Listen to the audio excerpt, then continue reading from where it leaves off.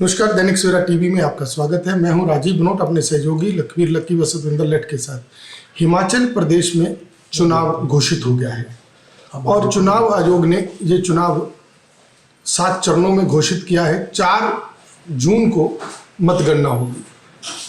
हिमाचल में चुनाव आचार संहिता लग गई है। ये चुनाव जिला ऊना के लिए क्यों इम्पोर्टेंट है, इसको लेकर के बात करेंगे, क्योंकि लोकसभा चुनावों के साथ साथ उपचुनाव भी घोषित हो गए हैं।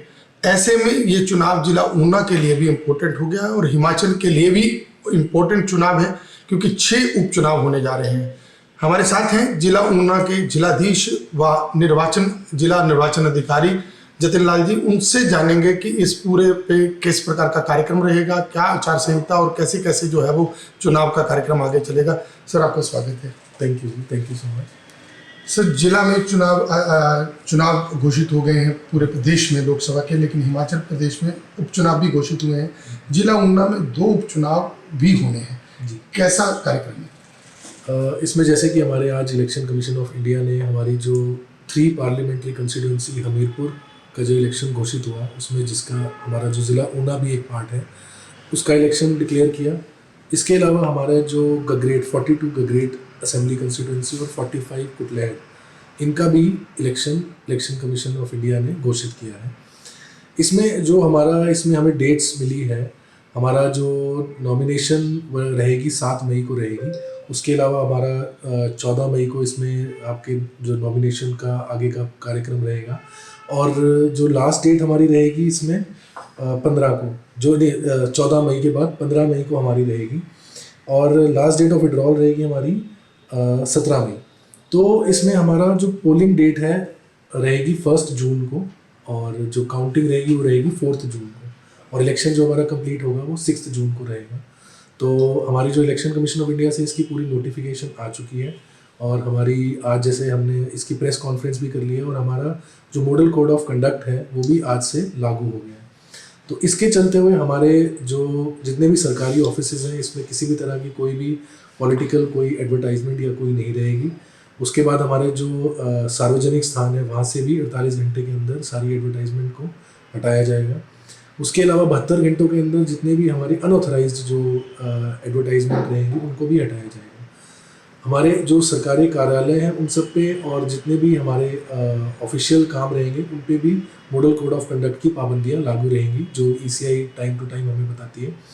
और उस सब के चलते हमारा जो अब सारा कार्य हमारा इलेक्शन की ओर केंद्रित रहेगा। हमारे सारे जो AROs हैं, हमारे जो फ्लाइंग स्क्वाड्स हैं, हमारे स्टैटिक सर्वेलेंस टीम्स हैं, ये सब एक्टिव हो जाएंगी, और किसी भी तरह का कोई भी जो आप इलेक्शन में अगर कोई भी मिसयूज़ होगा मनी का या मिसयूज़ होगा मसल पावर का, तो उसको हम ट्रैक करेंगे और इमीडिएटली हमारी इसमें कार्रवाई होगी। हमारी जनता के लिए इस बार हमारा जो IT ऐप्स का बहुत ज़्यादा यूसेज रहेगा, खासकर कि सी-विजिल ऐप इसमें बहुत यूज़ आएगी।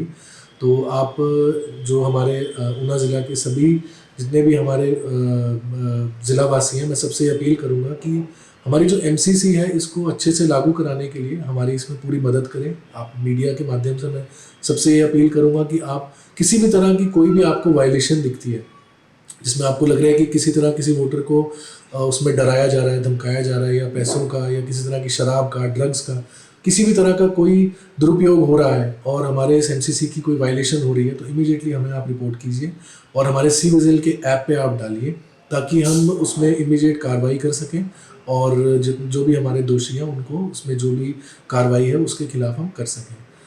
और इसमें हमारा क्या रहेगा कि कोई भी तरह की हमें जो कंप्लेंट्स आती हैं उसकी हम पूरी छानबीन करवाते हैं, और जो कार्रवाई होकर इलेक्शन कमीशन तक इसकी पूरी हमारी रिपोर्टिंग जाती है।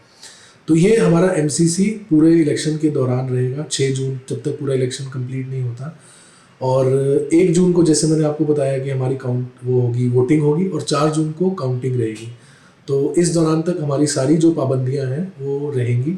और मैं आपके माध्यम से लोगों से अपील भी करना चाहूँगा कि हमारा जो इलेक्शन है, हमारी वोटिंग एक हमारी बहुत बड़ी ताकत है। हमारे सभी ज़िला ऊना वासियों से मैं अपील करना चाहूँगा कि प्लीज़ अपने जिसके वोटर के रजिस्ट्रेशन नहीं हुए हैं, प्लीज़ अपना वोटर कार्ड बनवा लें और वोट डालने ज़रूर जाएं। ये एक ताकत है हमारी डेमोक्रेसी की, जिसको आपको ज़रूर निभाना चाहिए। धन्यवाद। सर, जिस प्रकार से आपने बात की मतदान की कि मतदान की प्रतिशतता भी बढ़ानी है और चुनाव आयोग का भी ये हो गया, वोट जो अभी तक नहीं बन पाए किन्हीं कारणों से, क्या उनके लिए भी कुछ समय है कि वोट बना सकते हैं लोग? हाँ जी, आप बिल्कुल अपने जो BLOs हैं आप उनको कांटेक्ट कीजिए इमीडिएटली। आप अपने जो फॉर्म 6 है उनको भरवा कर, और आपका कोई भी जो आपके पास अपना अपना एड्रेस प्रूफ और एज प्रूफ है उनके पास जाकर आप अपना रजिस्ट्रेशन करवा सकते हैं। और जितना जल्दी हो आप इसको करवाएं, और हमारे जो लास्ट डेट से पहले अपने वोटर कार्ड ज़रूर बनवा लें। मतदान कितना चुनौतीपूर्ण होगा जी? ये चुनाव लोकसभा और विधानसभा दोनों इकट्ठे आ रहे हैं जिला ऊना में। एक आचार संहिता तो है ही है, लेकिन विधानसभा का चुनाव क्योंकि छोटा चुनाव होता है और बहुत मसले और कई प्रकार की बातें रहती हैं, तो कितना चुनौतीपूर्ण मानते हैं लोकसभा और विधानसभा दोनों चुनाव करवा? जो कुटलैहड़ में और गगरेट में 2 इलेक्शन एक साथ होंगे, तो हमारे जो वोटर्स हैं जब अपने पोलिंग स्टेशन पे जाएंगे तो उनको 2 बार इसमें एक आपका पार्लियामेंट्री के लिए आपका मतदान होगा और एक बार आपका असेंबली के लिए मतदान होगा। तो उसमें क्या रहता है कि हमारी जो सारी पोलिंग टीम्स हैं वो उसमें नए मेंबर्स ऐड होंगे, हमारी नई EVMs आएंगी, उनकी हमें FLC करवानी होगी, और उन EVMs को फिर हमें आगे अपने जो गगरेट और कुटलैहड़ में आगे अपने स्ट्रॉन्ग रूम्स में उनको आगे पहुंचाना पड़ेगा। तो एक तरह से हमारे लिए भी एक नया एक्सपीरियंस है, और लोगों के लिए भी जो मतदान करेंगे उनके लिए भी पहली बार ऐसा होगा कि वो पार्लियामेंट और असेंबली दोनों का इलेक्शन में वोट एक साथ डालेंगे। तो इसमें हमारी चुनौतियां ज़रूर रहेंगी, पर हम अपनी तरफ से पूरी जो प्रशासन है उसको देखने के लिए तैयार है। हमारी जो इलेक्शन की टीम है इसमें पूरी तरह कार्यरत है, और हमने सारी ऑलरेडी कमेटीज़ नोटिफाई करा दी हैं। तो हमारा बस अब यही रहेगा कि बस हम लोग मिलकर इस हमारे जो डेमोक्रेसी है उसको स्ट्रॉन्ग करें और अपना मतदान करने ज़रूर जाएं।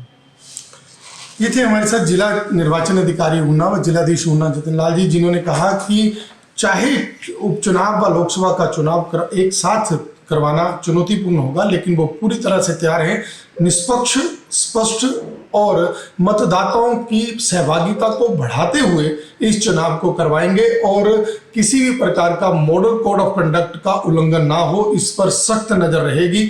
अब देखना ये होगा कि ये चुनाव, क्योंकि आचार संहिता लंबे समय तक चलेगी, और ये चुनाव प्रचार और चुनाव अभियान किस प्रकार से अपना रुख अख्तियार करता है। फिलहाल जिला निर्वाचन अधिकारी, जिला प्रशासन जो है वो चुनाव के लिए पूरी तरह से मुस्तैद होकर के तैयार है। ऊना से दैनिक सवेरा टीवी के लिए राजीव भनोट अपने सहयोगी लखवीर लक्की व सतविंदर लठ के साथ।